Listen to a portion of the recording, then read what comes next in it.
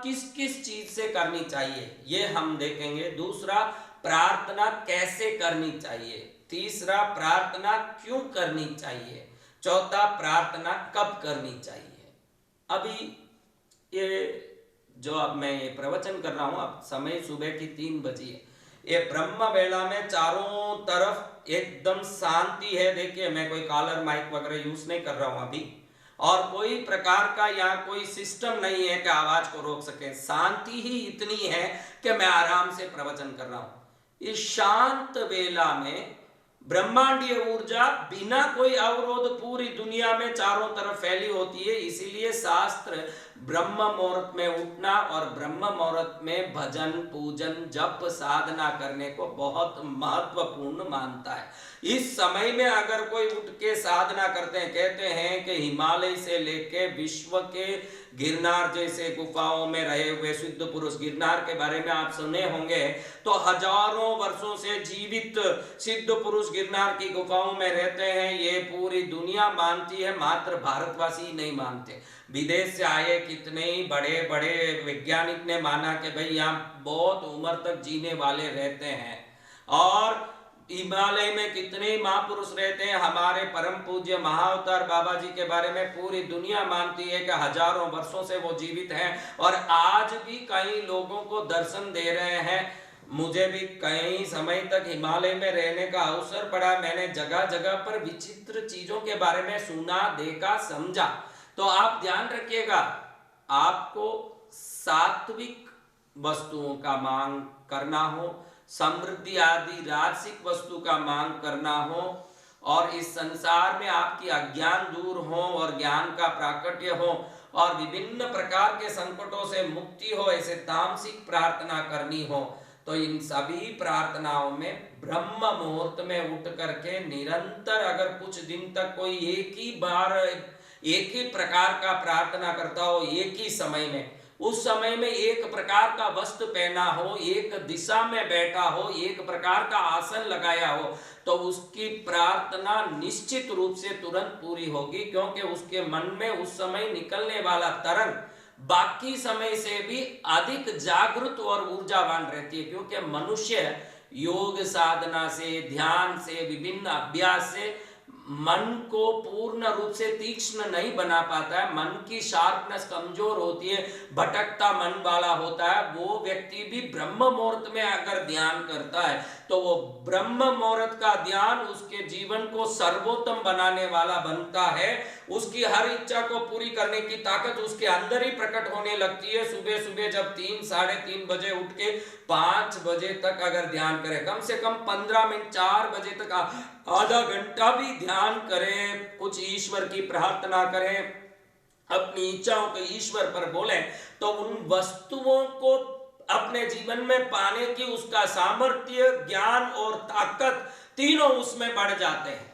और फिर देखिएगा, प्रार्थना करने के लिए सर्वश्रेष्ठ समय अगर माना जाता है संधि काल को, जिसको संध्या काल माना जाता है। संध्याएं 4 होती है, प्रातः संध्या, मध्याह्न संध्या, साय संध्या, निशी संध्या।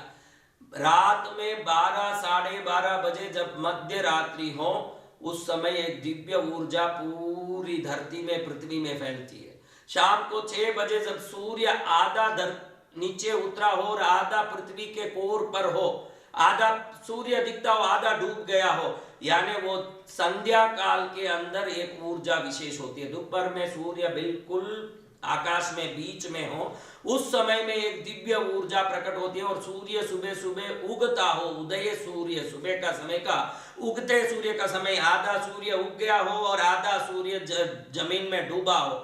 इन समयों में आप अपने विशिष्ट प्रार्थनाओं को 4 समय करेंगे। भाई बहुत बड़ी मांग है मेरी और वो हर हालत में पूरा करना चाहता हूं। देखिएगा, जितना पानी गर्म करोगे उतना ही भाप बनेगा। आप बोलोगे कि रोज मैं 10 मिनट गर्म करूंगा और 10 डिग्री गर्म करूंगा, पानी भाप तो तब बनता है जब वो 100 डिग्री ऊपर हो जाता है। 100 डिग्री होने के बाद 1 डिग्री भी बढ़ाने की जरूरत नहीं, 100 होने के बाद भाप होना चालू हो जाता है, लेकिन 100 करने तक मेहनत करना ही पड़ता है। आपकी प्रार्थना को भी पानी गर्म करो जैसे उस तीव्रता से करोगे तो उतनी जल्दी वो प्रार्थना सफल होते आप देख सकते हो। जैसे पानी गर्म करते हो, कितना भी रोज पानी गर्म करो, महाराज मैं पानी गर्म कर रहा हूं भाप नहीं हो रहा, कितना कर रहा है भाई, 30 डिग्री रोज करता हूं। अब आप समझो 30 डिग्री रोज करे और बंद कर दे, 30 डिग्री रोज करे और बंद कर दे, ऐसे जिंदगी भर करे तो भी पानी कभी भाप बनने वाला है। प्रार्थनाएं सफल नहीं होने का कारण है कि उस प्रार्थना में पानी भाप बनने में जो तीव्रता देते हैं,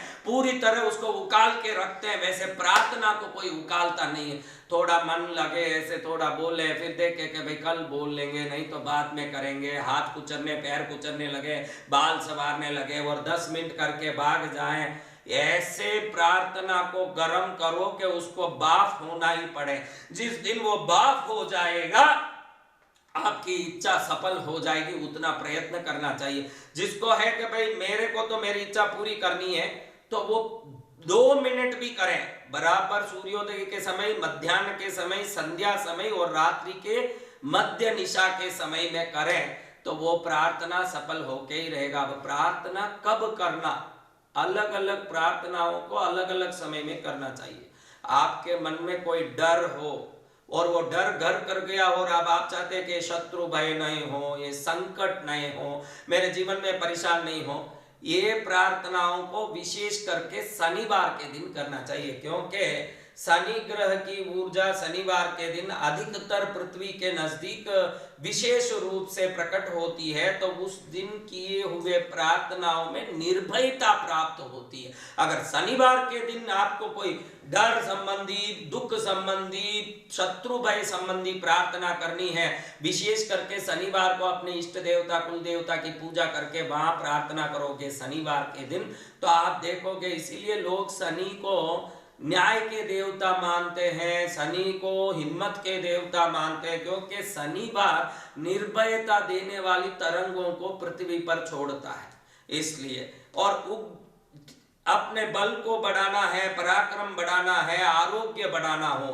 खास करके जिनके घुटने दुखते हो, शरीर में बीमारी घड़ी घड़ी लगती हो, इम्यूनिटी कम हो, इन्फेक्शन घड़ी घड़ी आती हो, रविवार के दिन अपनी इष्ट की पूजा विशेष रूप से करें तो वो ज्यादा फायदा करता है। और जो शांति चाहते हैं, घर में अशांति है, परिवार में एकता नहीं है, बच्चे कहने नहीं मान रहे, कोई आउट ऑफ लाइन है, तो अपने कुल देवी इष्ट देवता की पूजा सोमवार के दिन करें। आप उस दिन प्रार्थना करें तो शांति लाने में चंद्र का बहुत महत्वपूर्ण भाग। कुछ आपको फल फूल चढ़ाना, धूप दीप करना अपने इष्ट उपास्य देवता की तो करो, ये भी नहीं करना है तो उन दिनों में आप शांत बैठ के अपनी मन की बात प्रकृति को, ब्रह्मांड को बोलो और ईश्वर से प्रार्थना करो कि मुझे ये वस्तु से छुटकारा दें और ये वस्तु देने की कृपा करें। ऐसे